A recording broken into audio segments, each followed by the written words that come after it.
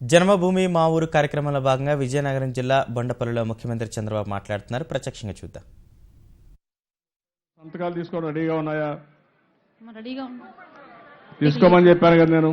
తీసుకున్నాను సార్. మరి 1130 సంతకాలు తీసుకొని ఆ 1130 సెటిల్ అయిపోతే 71 ఏవైతే ఉన్నాయో ఆ 71 కాన్సన్ట్రేట్ చేయాలి. 71నా నీ లెక్క ప్రకారం?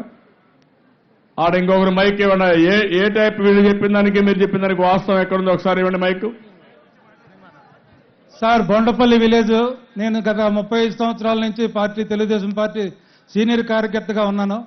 అయినా మన బొండపల్లి విలేజ్ లో చాలా కంగాలుగా చాలా భూములు ఒకరి పేరున ఒకరు ఇష్టం వచ్చినట్టు రాసి చాలా రికార్డులంతా పాడు చేశారు. ఈ 1B నమూనాలు ఇచ్చారు కానీ వాళ్ళ భూమికి అసలు టాలీ చేయలేదు సార్.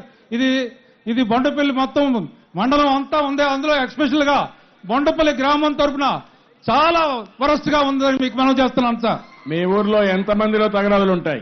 ఇంచుమించు 60-70% ఎవరి పేరు లేదు సార్. కాదు, ఇప్పుడు 1219 మంది ఖాతాదారులు. 1209లో మన వాళ్ళు చెప్పేది 1130 టాలీ అయిపోయినాయని. టాలీ కాదు సార్, టాలీ కాదు. అది 1B ఇచ్చారు వాళ్ళకి. 1B ఇచ్చారు, ఓన్లీ 1B ఇచ్చారు వాళ్ళకి. అంతేగాని 1Bలో పాస్బుక్ లో టాలీ లేవు, అసలు టాలీలు కాలేదు, అసలు టాలీ లేవు సార్. వాళ్ళకి ఓన్లీ 1B ఇవ్వడం జరిగింది అంతే. 1B ఇచ్చారు అంతవరకు అనమాట. మళ్ళా మీరు సంతకం పెట్టి ఇవ్వలేదు సార్. ఏంటమ్మా సార్ 1B ఇచ్చిన తర్వాత అర్జీలు వచ్చాయి సార్. అవి మళ్ళీ మనం రెక్టిఫై చేసి మళ్ళీ ఇచ్చాం సార్. అవి నువ్వు సైంటిఫిక్ గా పనిచేయమన్నా. 1B ఇచ్చిన తర్వాత ఒకసారి ఇస్తారా, 2 సార్లు ఇస్తారా, 3 సార్లు ఇస్తారా, మీ సమర్థతను బట్టి ఉంటుంది. ఫైనల్ గా నేను చెప్పింది అది టాలీ కావాలి. ఏ ఖాతాదారుడున్నాడో ఆ పొలమంతా ఆయన పేరు వచ్చే వరకు మీరు వెరిఫై చేయాల్సింది, పర్ఫెక్ట్ గా ఇవ్వాల్సింది. కోర్టులో డిస్ప్యూట్ ఉంటే తప్ప, సర్వే కూడా ఏదైనా ఉంటే తప్ప అక్కడ అన్ని కంప్లీట్ చేయాలి. అది చెప్పాను, ఆ స్పిరిట్ కనపడలేదు ఇక్కడ. Be careful. నేను మిమ్మల్ని వదిలిపెట్టను. చాలా మళ్ళీ మీకు ట్రబుల్స్ కూడా ఉంటాయి. ఒక స్టేజ్ దాటిన తర్వాత మీకు చేత కాకపోయినా, మీరు చేయలేకపోయినా మీకు ట్రబుల్స్ ఉంటాయి. నేను ఐఎమ్ వెరీ క్లియర్. ఇంత మునుపు జరిగింది వేరే. నేను చాలా స్పష్టంగా మీ అందరికీ చెప్పాను, మొత్తం రికార్డ్స్ అప్డేట్ చేసేయాలి. ఎక్కడా డిస్ప్యూట్ ఉండడానికి వీలు లేదు.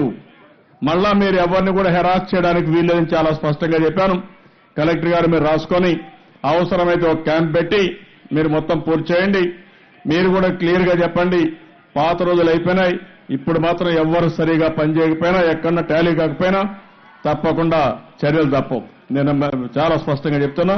You correct it immediately. నువ్వు ఇమ్మీడియట్ గా ఎంఆర్ఓ మీ కింది స్టాఫ్ను కూడా మీరు కరెక్ట్ చేసుకోవాలి. మీరు కరెక్ట్ చేసుకొని అవన్నీ చేయండి.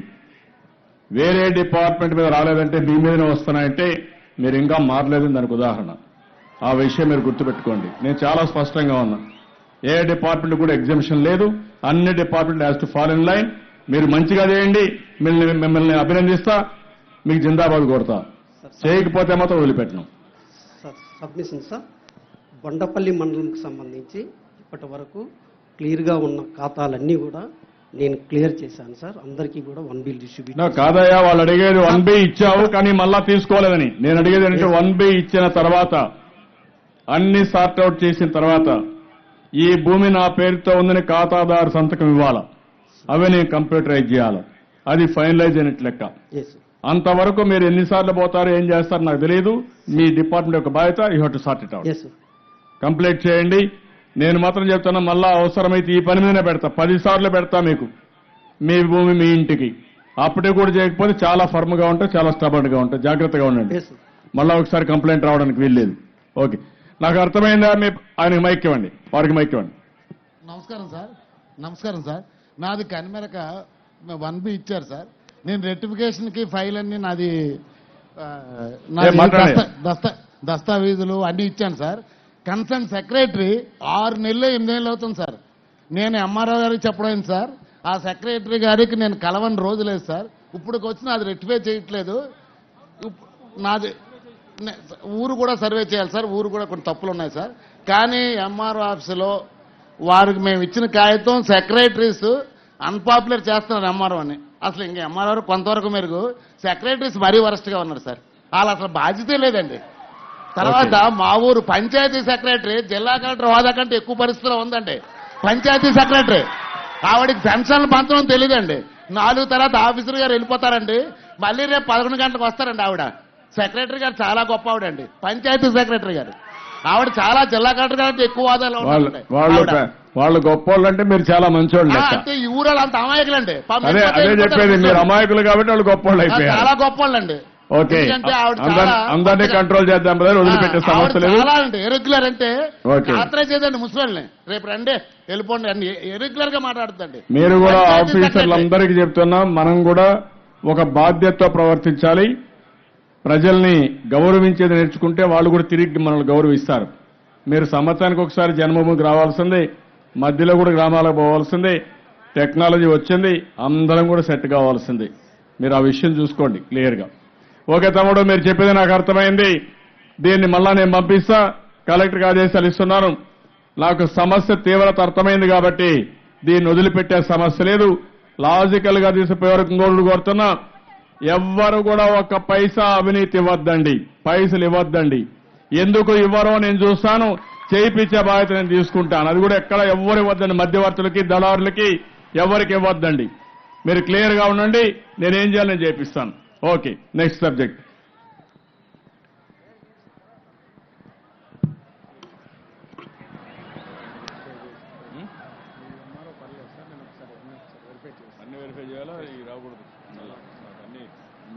సార్, ఇప్పుడు స్మార్ట్ ఆంధ్రప్రదేశ్లో భాగంగా స్మార్ట్ విలేజ్ స్మార్ట్ వార్డ్ కార్యక్రమంలో 20 రాజీ లేని అభివృద్ధి సూచికలపై మేడం మైక్ సరిగా లేదమ్మా, గట్టిగా వాయిస్ పెంచమనండి.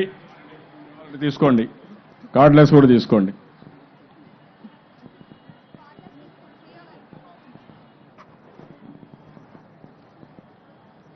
సార్, నా పేరు రాజ్కుమారి, జిల్లా ప్రజా పరిషత్ ముఖ్య కార్యనిర్వహణాధికారిగా నేను పనిచేస్తున్నాను. సార్, మన రాష్ట్రంలో సమ్మిళిత సుస్థిర అభివృద్ధి సాధించడానికి స్మార్ట్ ఆంధ్రప్రదేశ్ దిశగా స్మార్ట్ విలేజ్ స్మార్ట్ వార్డ్ కార్యక్రమాన్ని 20 రాజీ లేని అభివృద్ధి సూచికలతో గౌరవ ముఖ్యమంత్రి వర్యులు వారు ప్రారంభించారు. 20 రాజీ లేని అంశాలు అంటే మనం తప్పకుండా కృషి చేయవలసిన అంశాలు అని అర్థం. వీటిని మనం 6 విభాగాలుగా ఒక్కసారి తెలుసుకుందాం. ముందుగా స్థానిక సంస్థల పాత్ర.